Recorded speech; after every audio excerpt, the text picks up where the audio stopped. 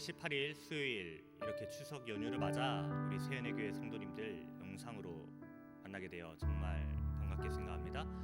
하나님께서 우리에게 주신 복된 가정, 그 가정을 생각하며 555장 같이 찬양하겠습니다.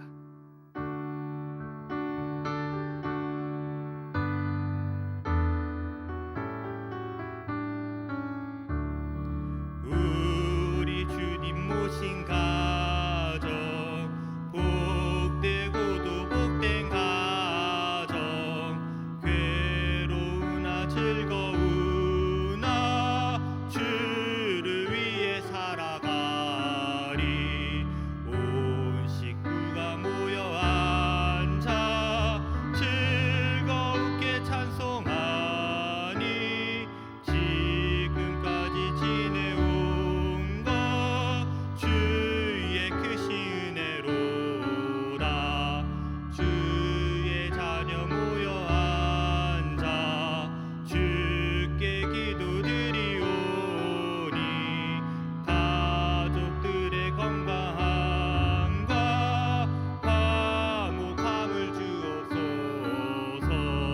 슬플 때 위로함과 괴로울 때 편안함을, 험한 세상 살아갈 때 환난에서 구하소서. 주를 사모하는 가정 변치 않게 하시옵고, 이 가정에 주의 은혜 넘쳐나게 하옵소서. 사시사철 주의 사랑 강물같이 흘러넘쳐 따뜻하고 평화로운 보금자리 주옵소서. 우리에게 은혜 주시고 복된 가정 주신 하나님, 그 하나님을 생각하며 예수와 함께하는 그 마음을 고백하겠습니다. 325장 찬양하겠습니다. 예수가 함께 계시니, 예수가 함께 계시니 시험이 오나 겁없네. 기쁨의 근원 되시는 예수를 위해 삽시다. 날마다 주를 섬기며 언제나 주를 기리고 그 사랑 안에 살면서 딴 길로 가지 맙시다. 이 세상 사는 동안에 주 이름 전파하면서 무한한 복락 주시는 예수를 위해 삽시다. 날마다 주를 섬기며 언제나 주를 기리고 그 사랑 안에 살면서 딴 길로 가지 맙시다. 이 세상 친구 없어도 예수는 나의 친구니, 불의한 일을 버리고 예수를 위해 삽시다. 날마다 주를 섬기며 언제나 주를 기리고 그 사랑 안에 살면서 딴 길로 가지 맙시다. 주께서 심판하실 때 잘했다 칭찬하리니, 이러한 상급 받도록 예수를 위해 삽시다. 예수는 주를 섬기며 언제나 주를 기리고 그 사랑 안에 살면서 딴 길로 가지 맙시다. 하나님, 우리에게 다른 길이 아닌 예수 그리스도 그 길만을 허락해 주셔서 감사합니다. 하나님, 예수를 위해, 예수님을 위해 우리 가정 살아가게 하여 주시옵소서. 우리 영혼 하나님의 뜻을 위하여 쓰임받게 하여 주시옵소서. 말씀을 듣습니다. 말씀 가운데 깊이 임하여 말씀의 은혜 충분히 누릴 수 있는 저희들이 되게 하여 주시옵소서. 이 모든 기도와 간구 우리 주 예수 그리스도의 이름으로 기도드립니다. 아멘.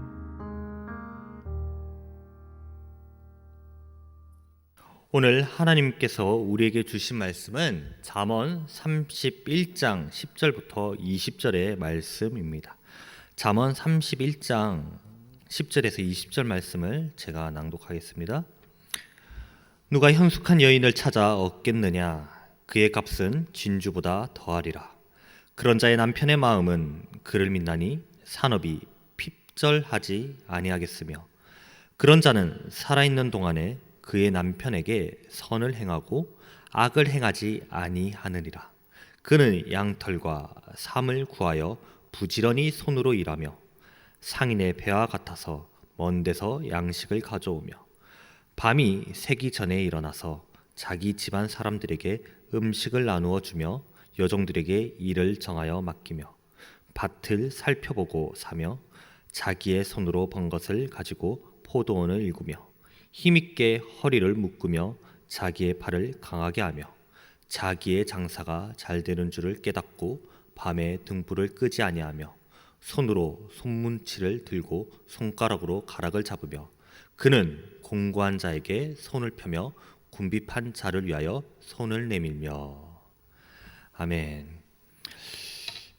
예, 추석 연휴가 이제 거의 끝이 납니다. 이젠 다시 일상으로 돌아가야 되는데 고향에 가족들을 만나신 분들도 계실 테고 때로는 생업이 바빠서 고향에 미처 못 내려가신 분들도 있을 줄 압니다. 어찌되었든 우리는 가정, 그 고향을 생각하며 이 시간을 보낼 것 같습니다. 오늘 잠언 31장에서는 형숙한 여인을 어떻게 배우자로 삼는지, 어떤 사람과 함께 살아가야 되는지 그 이야기를 31장 10절부터 나누고 있습니다. 어떤 사람에게든 좋은 배우자를 얻는다는 것은 정말 중요한 일입니다. 왜냐하면 부모라는 울타리를 벗어나 내가 선택하고 혹은 내가 선택받은 그 배우자와 함께 살아간다는 것, 그건 정말 쉽지 않은 일이고 하나님께서 맺어준 그 가정이라는 사실을 잊으면 안 됩니다. 진주보다 귀한 배우자가 누구일까? 가장 값진 배우자가 누구일까? 그 사람은 어떤 사람일까라는 생각을 하게 되죠. 세상 사람들은 돈이 많은 사람, 가정의 배경이 훌륭한 사람, 그런 배우자가 좋은 배우자다, 좋은 신랑감이다, 좋은 신부감이다 이야기를 합니다. 그러나 성경에서는 절대 그런 가치와 기준을 가지고 좋은 배우자의 기준을 제시하지 않으십니다. 오늘 한번 10절 말씀 한번 같이 읽겠습니다. 10절 말씀입니다. 누가 현숙한 여인을 찾아 얻겠느냐? 그의 값은 진주보다 더하니라. 그렇습니다. 진주보다 귀한 현숙한 여인, 여기선 신부감이겠지만 신랑으로도 받아들여도 되겠지요. 이 진주보다 귀한 사람은 어떤 사람이냐? 그 사람을 얻기 위해서는 먼저 우리는 살아있는 동안 선을 행해야 됩니다.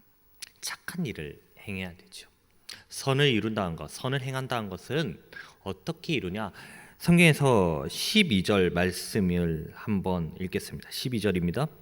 그런 자는 살아있는 동안에 그의 남편에게 선을 행하고 악을 행하지 아니하느리라.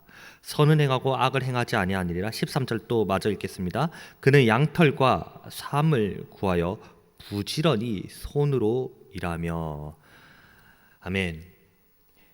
선을 행하고 그리고 악을 행하지 않는다는 것은 부지런히 손으로 일하는 사람을 의미합니다. 부지런히 일한다. 이것은 정직하고 근면하게 일을 한다는 뜻입니다. 그 사람이 직장 생활을 하든 가정에서 육아를 하든 혹은 가정의 집안일을 하든 성실하게 일을 해야만 우리는 일상을 꾸려나갈 수 있습니다. 단 하루라도 설거지를 하지 않으면, 단 하루라도 빨래를 하지 않으면 그 가정은 이어가지 않지요.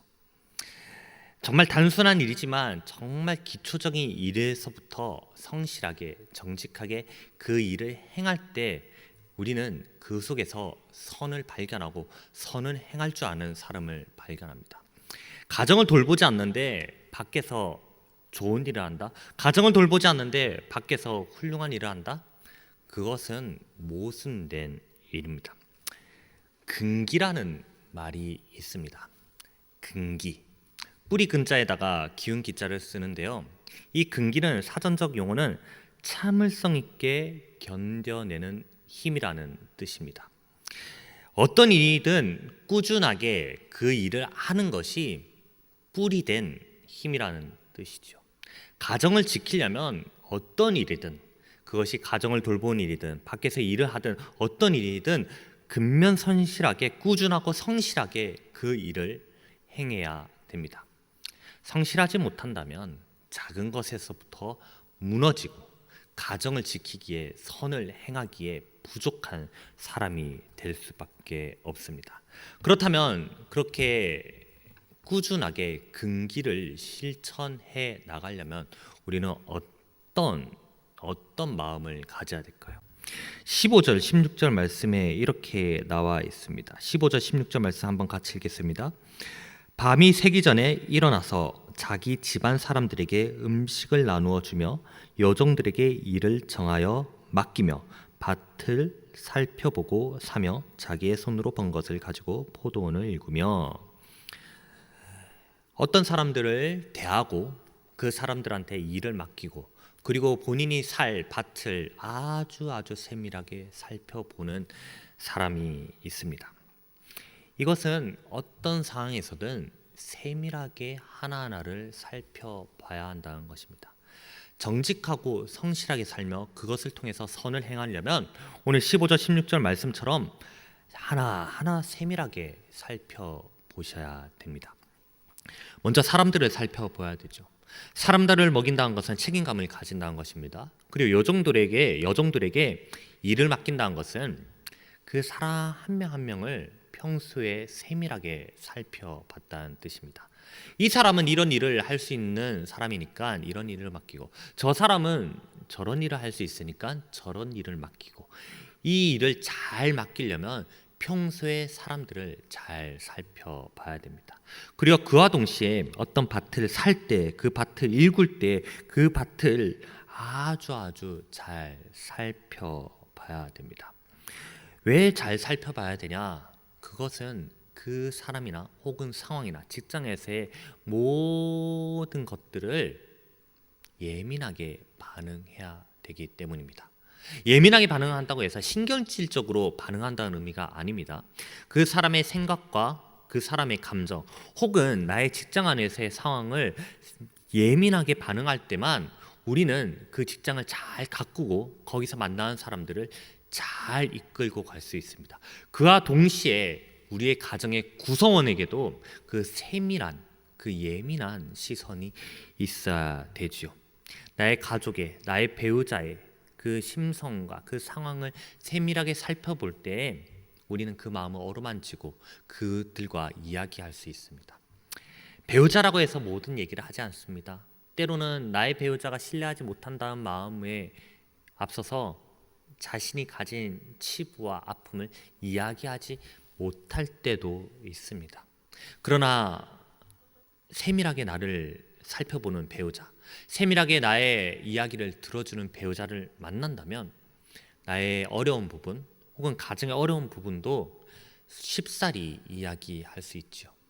그런데 우리는 다른 사람을 살펴보는 것뿐만 아니라 내 자신의 내면도 세밀하게 살펴보아야 합니다.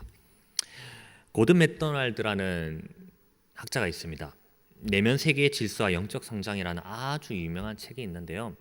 그 책에서는 나의 마음을 정원이라고 묘사를 하더라고요. 정원. 우리 세은의 교회에도 정말 귀한 정원이 있습니다. 그곳을 거닐면서 산책을 종종 하는데요. 이 정원은 그냥 두면 안 됩니다. 끊임없이 가꿔야 됩니다.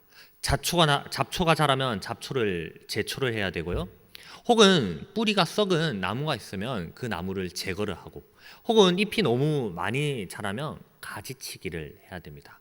우리의 마음 또한 마찬가지입니다.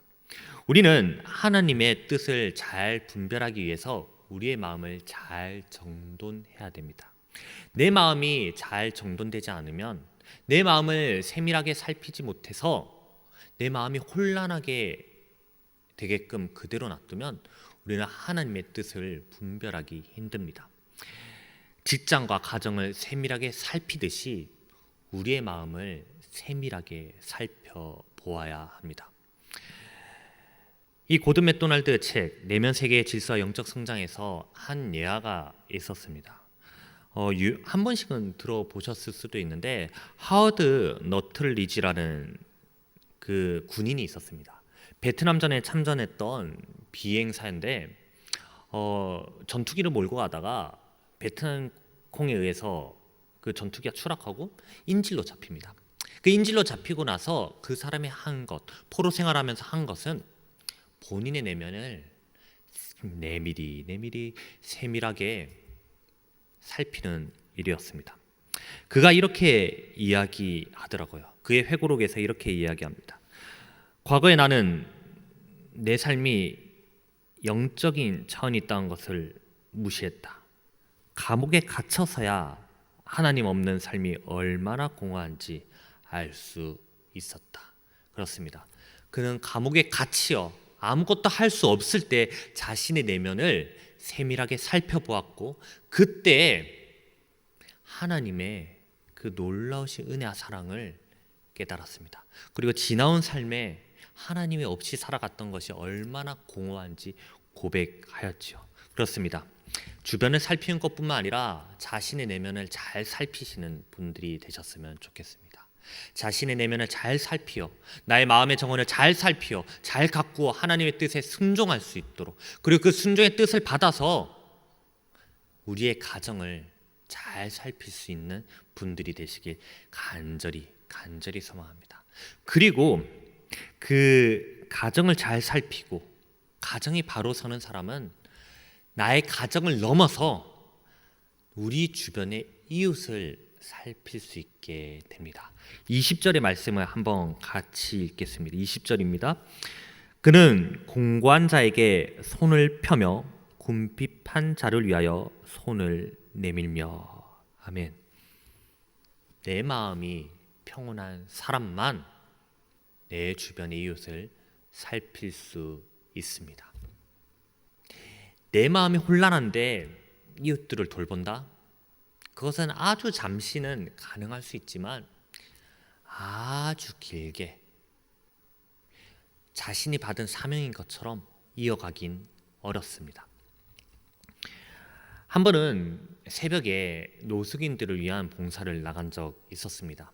그들을 위해서 겨울에 급식을 도와주고 그들을 위해서 따뜻한 옷을 제공하는 봉사였는데, 몇 번을 나가다가 어느 날 한 아버지가 자신의 중학생 된 아들을 데리고 온 것을 보았습니다. 봉사를 다 하고 이런저런 일들을 한 다음에 다 마치고 봉사자들끼리 모여서 같이 기도하고 마무리하는 시간을 가졌습니다. 그 어린 자녀와 함께 온 아버지, 그 아버지 또한 여러 차례 봉사에 나왔고 오늘 처음 중학생 된 아들을 데리고 나왔다고 합니다. 왜 데리고 나왔느냐라는 여러 사람들의 질문에 그저 같이 함께 봉사하고 싶어서요 라고 말을 했습니다. 어린 자녀가 어떤 감정을 품었을까요?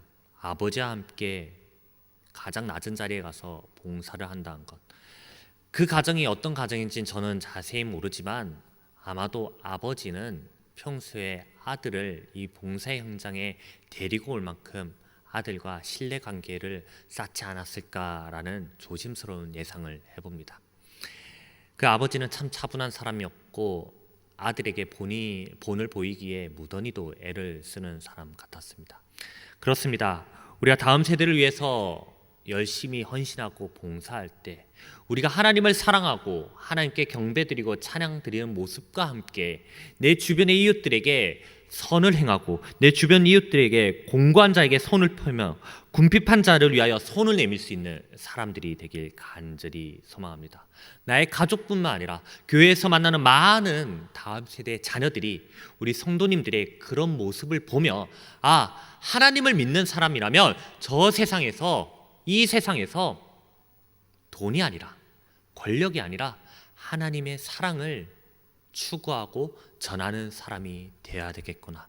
그 삶을 살아갈 수 있는 귀한 우리 새은혜 교회 성도님들이 되길 간절히 소망합니다. 기도하겠습니다. 하나님 아버지, 우리 가운데 좋은 사람들을 많이 만나게 해주시고 우리 가정이 한 사람 한 사람 하나님의 뜻을 행할 수 있는 귀한 사람으로 저희들을 이끌어 주시옵소서. 나의 마음의 정원을, 나의 내면을 세밀하게 살피며 이 안에 하나님의 뜻을 잘 받아들일 수 있는 넉넉한 믿음 더하여 주시고 그것을 통해서 나의 가정과 그리고 나의 직장과 나의 삶의 현장이 하나님께 올려드릴 수 있도록 저희들이 세밀하게 살필 수 있는 영적 분별력을 더하여 주시옵소서. 그리고 나의 평안과 우리 가정의 평안을 바탕으로 이웃들에게 손을 내밀며 하나님의 사랑을 전할 수 있는 귀한 새은혜 교회 성도님들이 되길 간절히 소망합니다. 추석 연휴가 끝이 납니다. 내일부터 일상으로 돌아갑니다. 그 일상으로 돌아갈 때 하나님의 뜻이 무엇인지, 하나님의 사랑이 무엇인지 깨달아가며 그 사랑을, 예수 그리스도의 복음의 능력을 전할 수 있는 사람들이 되게 하여 주시옵소서. 이 모든 기도와 간구 우리 주 예수 그리스도의 이름으로 기도드립니다. 아멘.